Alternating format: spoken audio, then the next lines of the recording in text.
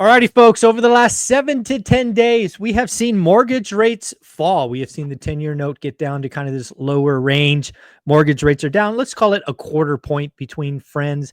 But I want to know, does that make a difference? Or are consumers so uncertain that rates don't matter? We're going to talk to Dustin from Convoy Home Loans, figure out what's going on with rates, what's going on with activity, and see if my call for a September surprise might hold some water. How you doing, buddy? Good, good. How are you? I'm doing well, man. So I'm curious, over the last, let's call it 2 weeks or so, have you seen people come off the sidelines, or is everybody as uncertain as ever and just taking the summer off?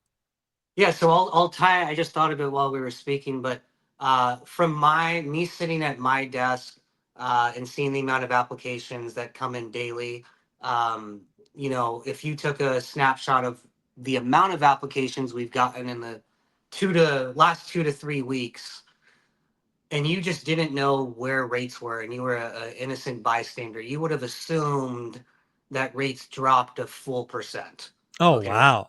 just by the influx of it. And I wish I had numbers ready for this,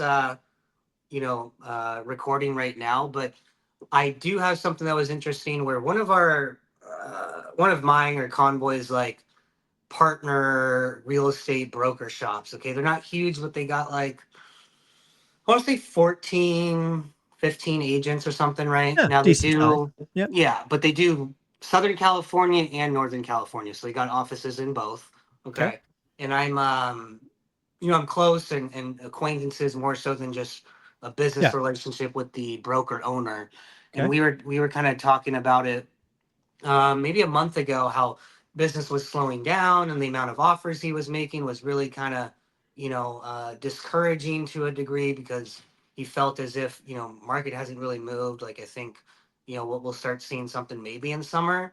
And then in the last 2 weeks, I want to quote him, I want to say on Monday. Now, Monday was kind of the, if you will, lowest that we've seen in the last Sure. 2 or 3 weeks. He was like, I submitted 8 different offers today.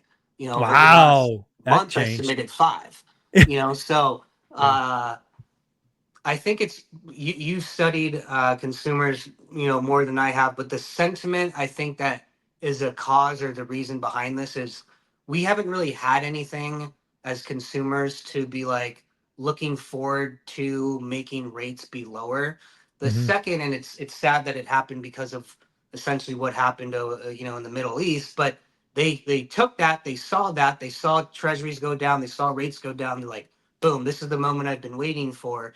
Even though on like a 500K loan or something, right? The quarter point you may have saved $40. Yeah. So like, It's consumer psychology is so interesting. yeah, Because when you and I look at the end docs, it's like you've been waiting on the sidelines to save $37.18. I mean, yeah, that's what you saved, right? But again, the consumer is who they are, and we learned last year that sub six, right? We had the little window of time where 599 came in, and that was an avalanche of activity. Now it kind of feels like sub 6.5 could do the same thing. yeah. And the other thing that we're seeing, and I've called for since January 20th, is I think the world gets a lot less uncertain by July 20th, right? Because again, the administration has to focus on winning the midterm, so they're going to be a lot less chaotic. At least one could hope. We get more trade deals. We don't have World War III. We have a Fed that's probably cutting later this year, not July, but later Not this year, July. September or December, right? Right. But So yeah, in worst case, you have a new Fed president next year, which, I mean, let's just be real among adults. Whoever Trump nominates is going to have to take a blood oath to cut yeah, rates, right? He's there. yeah, That next person's not getting nominated unless they promise to cut rates. So, yeah.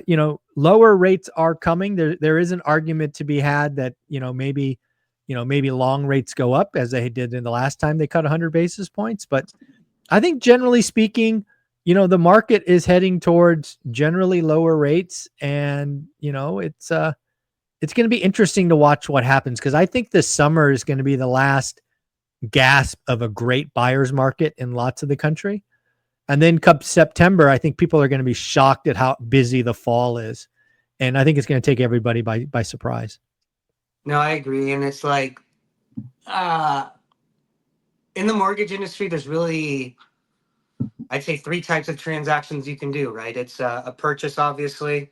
Um, but then there's two types of refis. It's refis with cash out, or Hmm. a refi where you're just lowering the monthly, Yeah. payment. I get those that have been sitting on the sideline if they were their main purpose was just to lower their rate and payment, right? Yep. Because they want to make sure that it's saving enough so that I'm not paying too much in closing costs and it doesn't take me too long to recover those closing costs. But those that have been sitting on the sideline for a purchase, Yeah. it just doesn't make sense because you gotta weigh and you gotta run the numbers yourself where, sure, I'll save $40 on a 500K loan, but now all of a sudden, because there's more offers on the table that the seller can review, because there's more Yeah. competition, that purchase price being 620 is now 650. Yeah. The So payment, even with the rate savings, the payment goes up. It's just not a win-win. Yeah. you lost, in a crazy as it sounds, you lost by waiting. If you were one of those that the example I made earlier, speaking with one of our referral broker owner, real estate shops, you actually lost money by waiting and submitting the offer on Monday to save a quarter point versus 2 weeks ago and taking the quarter point higher because now the seller's got 8 different offers, Yeah. to review instead of Yeah. 10. Exactly. Again, folks, I think the summer, July and August are going to be the time for these disrespectful offers, follow-ups, ask for all the credits, repairs, everything you can. Come September, we're going to see less inventory. One, because you're going to actually have sellers who need to sell lower price, but also you're going to have a lot of sellers who have wish pricing, just simply take the inventory off the market and wait for the spring selling season. It happens every year. So again, sharpen the pencil.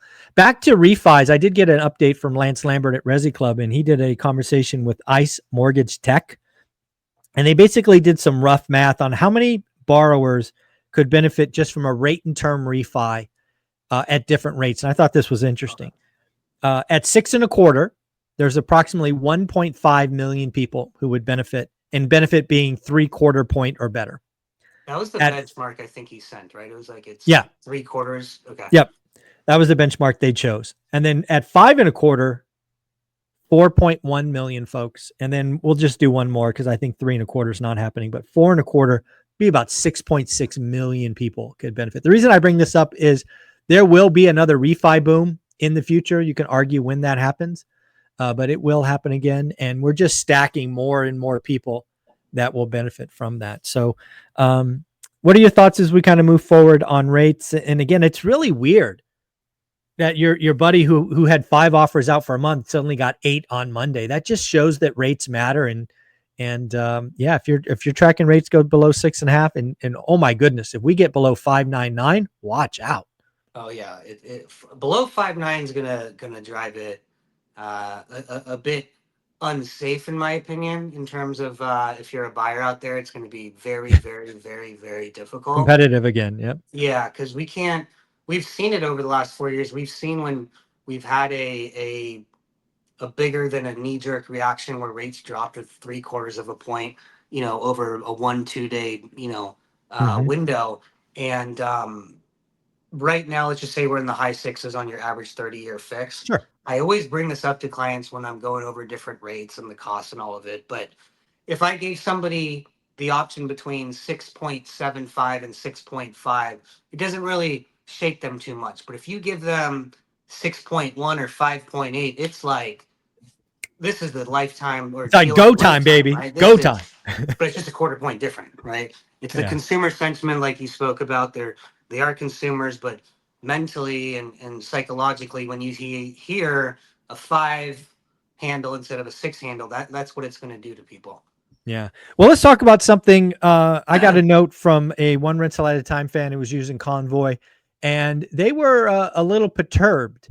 But when we step back and really look at what's going on, it's really just not understanding the lending game and all the rules and regulations. So if I were to set this up, one rental at a time fan came to Convoy. They were in escrow maybe a week or so. My escrow was already open. They came to you. They were in a rush. They got some kind of loan estimate from you. They called you back about some fee. You said you were going to waive it.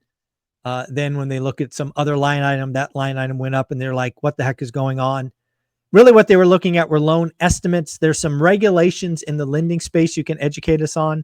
But at Yeah. the end of the day, when the final statement came, this individual got exactly what they were looking for.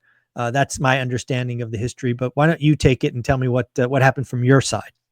Yeah, I mean, I'll try to more so as a Correct. educational tool, explain basically that I don't necessarily agree with it, but right now the DSCR industry slash world, isn't governed by the CFPB in terms of requirements like you do on a conventional loan to Hmm. have like disclosures be sent out day one. Now, most Right. DSCR lenders do, but you don't have to. The Hmm. one thing that we do all, in a way, are governed under is what's called under or over disclosing, or in our industry, the lingo would be a tolerance cure. So Yep. a lot of times you might get day one a DSCR, loan estimate, GFE, loan summary. You can send whatever you want. Um, but let's just say overall lender costs are $8,000. Right. Okay. And 3 weeks later or 30 days later, if that goes to 10,000, guess what? That eight versus 10, $2,000 difference, the lender's responsible Yeah. for. In this world, you have to eat. Exactly. So it would behoove all DSCR lenders that are disclosing figures to a borrower day one to not put on their loan Yeah. estimate 1,000 in closing costs, because we know it's not going to be that. Because if Right. it gets to five at the end of the day, that lender is going to be responsible for that 4K difference. So Correct. most will start high and then work their way down. It can be scary, it can be confusing because, like I said, there is no particular governing rule or regulation on how DSCR loans need to be, disclosed, because it's a business purpose loan. It's not a Hmm. consumer loan, right? Correct. So, in the grand scheme of things, this client that you were alluding to, Convoy had never working with before, and Hmm. believe it or not, like most of John and my clients, I'm not speaking on behalf of all of our employees, but most of John and my clients either come from a referral source or a repeat client, et cetera. So there's a Hmm. bit of trust and understanding that when it's Hmm. all said and done, we'll get it done. Right. This particular instance was just a misunderstanding where, look, everybody in the mortgage industry, when a property goes in escrow, the goal is to get it closed because then everybody gets paid. That's including Right. title, escrow, lender, real estate agent, etc. Hmm. Now, this isn't anything. I'm not trying to belittle the role of title and escrow, but their job in the actual transaction can be done usually the quickest, right? Hmm. Like the amount of manpower and labor that it takes to get the title work done is not the same as maybe the real estate agent or the lender. Okay. Hmm. Um, and a lot of times there's title companies out there that are just very insistent on like, hey, we need the updated settlement. Borrower keeps asking me for a settlement, estimate settlement. So in this instance, all title did was send an inaccurate settlement statement to the borrower that the borrower reviewed and was like, what are all these fees? Hmm. But then we told him, hey, look, it's not clear to close yet. Let us get it clear to close and then we'll update Right. it. And that's all that happened. It was just an innocent, Yeah. There's just a miscommunication. time. There's two things that I take from this. First and foremost, what was the lingo? I forget. I already forgot what it's called. What's it called? Tolerance here.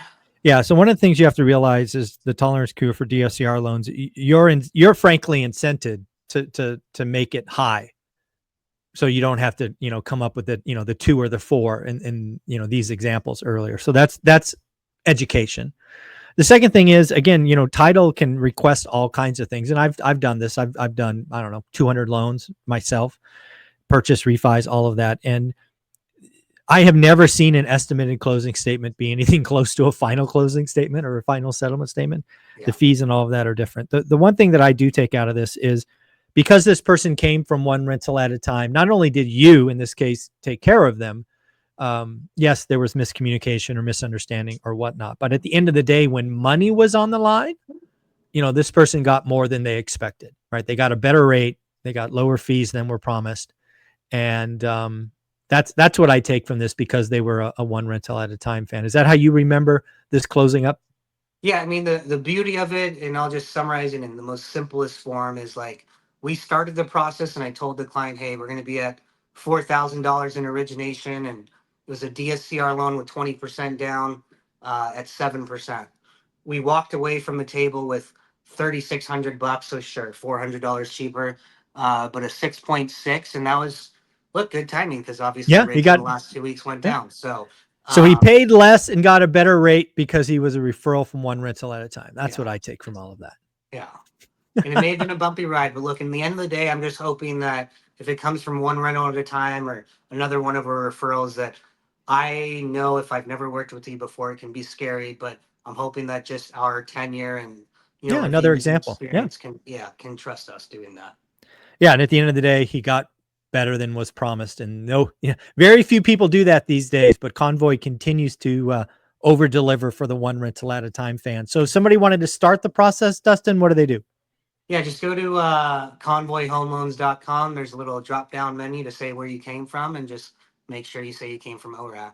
Yep, folks, there's a little blue button. I think it is. It says start the process or open a loan or whatever that is. And in there is a drop down, and just pick ORAT. Thanks, buddy. Take care. Thank you.